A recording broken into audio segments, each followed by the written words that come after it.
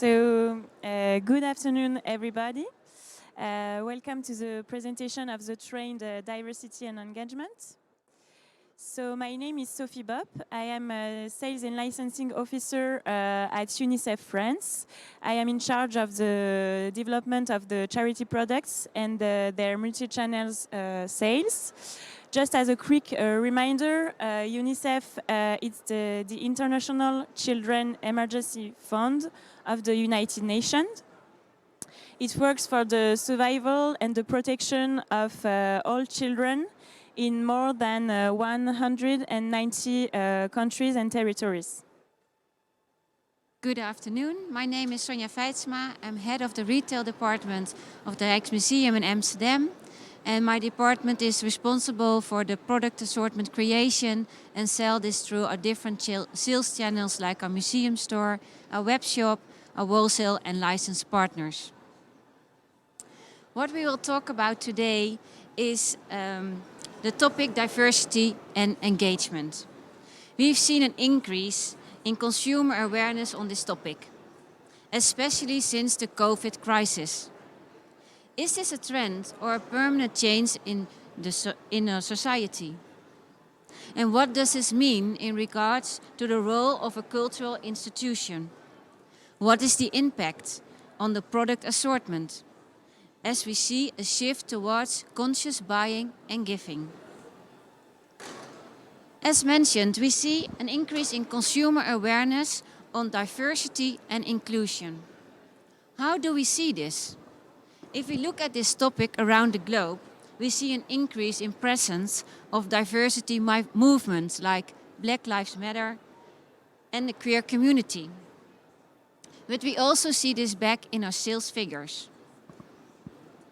Indeed, according to a Kandar study conducted in January last year, 81% of consumers regularly or occasionally buy brands because they are committed to solidarity in France.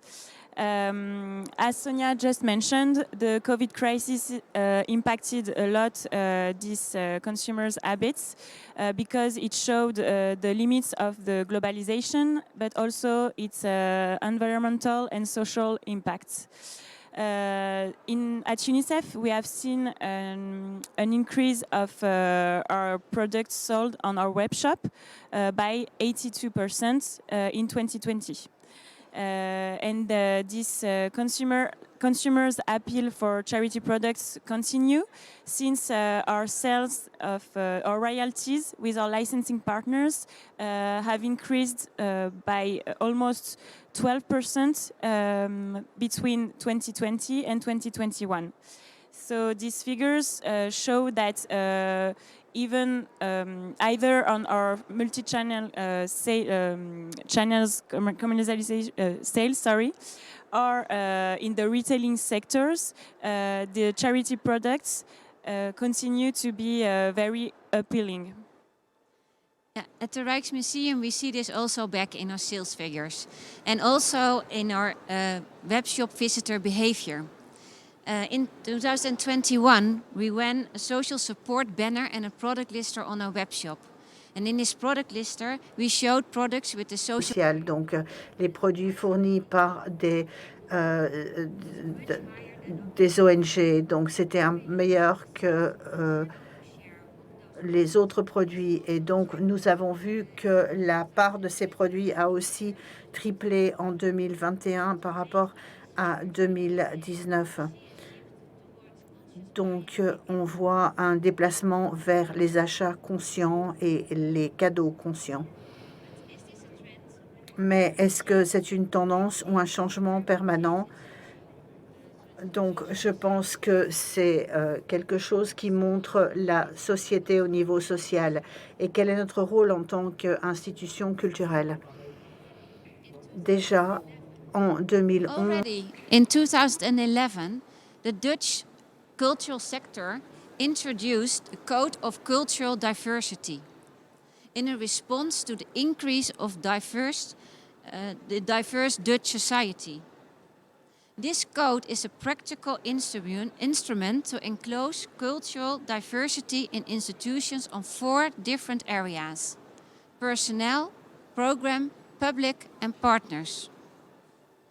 As the Rijksmuseum is a prominent cultural institution, we have a responsibility role to include diversity in our programs. And this code of diversity is consistent with our vision that the Rijksmuseum links individuals with art and history, to be a museum that speaks to everyone and to become a museum that truly belongs and speaks to everyone. The Rijksmuseum, we implemented those 4 P's at different levels. So, for example, if we look at personnel, we hired a manager diversity. The work of this manager includes enlarging knowledge, support and awareness of the urgency of diversity among our staff and framing a concrete policy on the 4 P's. We also have a manager accessibility. She is, for example, responsible for making the museum more accessible for visitors with disabilities. Examples of diversity in our programs are the exhibition on slavery we hosted last year, and a symposium about women of the Rijksmuseum. We organized this symposium in March on Women's International Day. If we look at public, we organized a night watch on tour. This is a tour where we showed a life-size replica of the Night Watch by Rembrandt at nursing and care homes throughout the Netherlands. And we actively seek cooperation with partners to reach target groups that are underrepresented. We are, for example, member of Musea Bekende Kleur, a museum network urging for greater inclusion and diversity. We partner with MOCA, who advises schools and cultural institutions on this matter. And we partner with Museum Plusbus, who transport groups of elderly people who can no longer visit the museum independently. So what does this mean for the retail department at the Rijksmuseum? What is our role? And how to implement those P's into our processes and in our assortment? We believe that we also have a social responsibility role on a commercial level, which means that it has an impact on our partnership selection. We, for example, focus on working with suppliers with a clear social responsible mission. Here with a few examples. In 2020, we partnered with Tone Chocolonely, which mission is to make 100% slave-free norm in the chocolate industry. Together, we developed a special Rijksmuseum packaging containing 3 chocolate bars. By choosing for Tone Chocolonely, we broaden their brand awareness and therefore contribute to their mission. Another example is broadening our product portfolio with our existing social enterprise, Tiny Miracles. This B Corp is a leading example of how to activate excluded communities into society. They go a step further than ensuring a fair pay to the employees. They take people out of poverty and ensure that they stay out of poverty, provide schooling and pay an average wage. We developed a wide range of foldable faces and our face masks with them. On our packaging, we communicate their brand mission. Also locally, we search for partners that include personnel with a distance to the labor market. For example, our traditional craft ceramics with a lace pattern decoration are locally made in the Netherlands by people with a disability.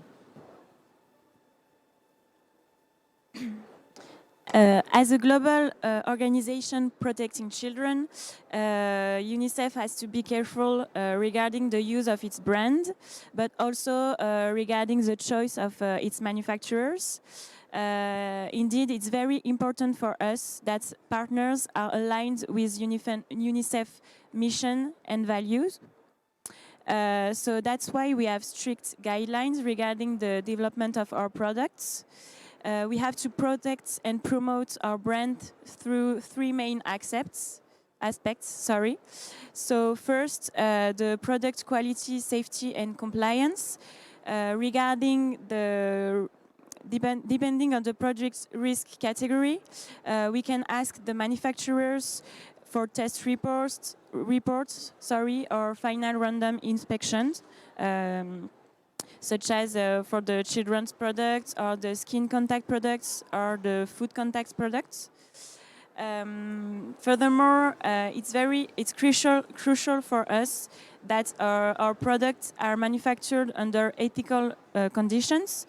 That's why, depending on the country risk category, we require factory audit reports, such as BSCI certificates.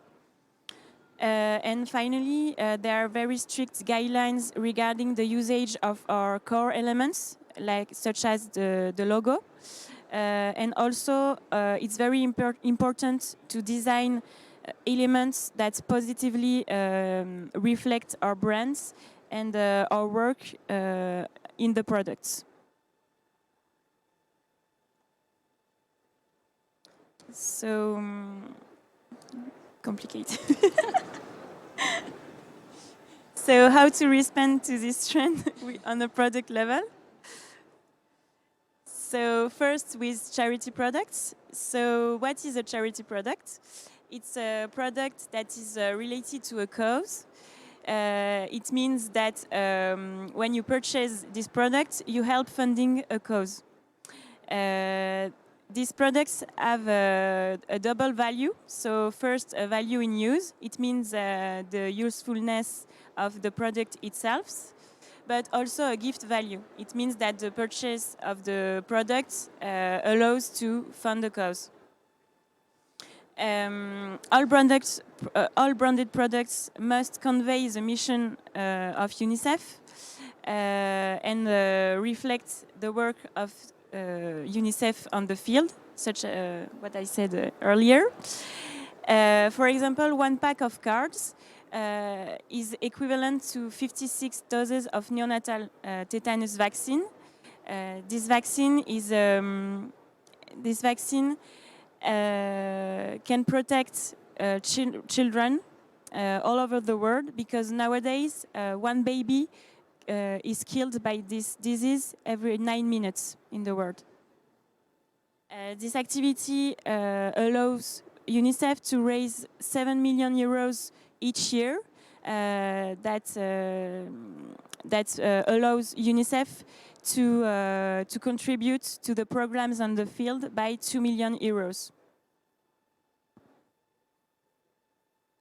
In order to become a museum that really belongs and speaks for everyone, at the Rijksmuseum we also look into broadening our store assortment to meet different visitors. We do this by connecting products with our previous mentioned programs, but also by developing products for different target groups. Here are 2 examples on how we translated this into our products. First of all, as mentioned before, on International Women's Day on March 8, we held a symposium. And on the same day, we launched a small bag collection, presenting 3 strong female portraits, and to provide these women a platform in our museum store. First of all, a pouch with Gesina Terborg. And Gesina Terborg is a self-portrait of her. Gesina was a gifted artist in the 17th century. Besides this self-portrait, she also painted, together with her brother Gerard, a portrait of their younger brother Moses, which is on display on our Gallery of Honor. The second bag we see here is a bag with the portrait of Isabella. And Isabella was painted by Simon Maris around 1906.